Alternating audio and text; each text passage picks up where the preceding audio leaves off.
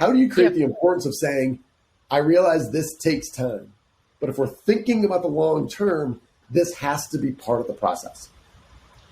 I think it's a great question. I think it starts with a true mind shift and a setting of expectations from leadership, right?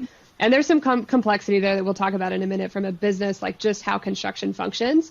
But I think when you think about the disruption that occurs to a project schedule or a team dynamic, when you don't think about Bobby Joe's, individualism, you just throw a body at the problem, and then Bobby Joe's like, screw this, I don't like my supervisor, I don't like this job, I'm not prepared, my superintendent's breathing down my neck telling me I'm not performing, but I've only been in this job 2 weeks, right? We all know in construction how those things play out.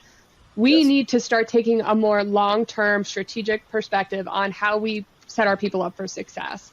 And I think that begins kind of in the war room, right? When you're bidding projects, when you're thinking about your people composition, which people go where, who has what expertise, and then kind of having a plan B, right? We like to run super lean. And that's kind of where the rubber meets the road too, right? That's what makes contractors competitive, this ability to put in a number that not only gets the individual or the company that they're going to be working with the most competitive number, but the most aggressive schedule. And all the bells and whistles and specialties that folks want when we're talking about bidding work. But when you think about what happens when you don't think about people first in that context, you can have a really competitive offer. But if you can't make good on that and you win that project and you get on that project and then you're behind schedule, you're not going to get a referral from that owner.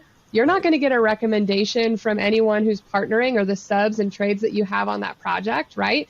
And so, what I really appreciate about HP is we've got this concept of delivering excellence, right? And we're always thinking about how we're going to get that referral. I mean, anyone can go chase work, but the easiest work and the best, most fulfilling work you can get is when it's an owner recommended. It's a referral. So I think that's part one, is long-term thinking, strategic, and then let's talk about the business, consequences when you don't put people first, when you're starting at the very beginning from the war room when you're bidding a project.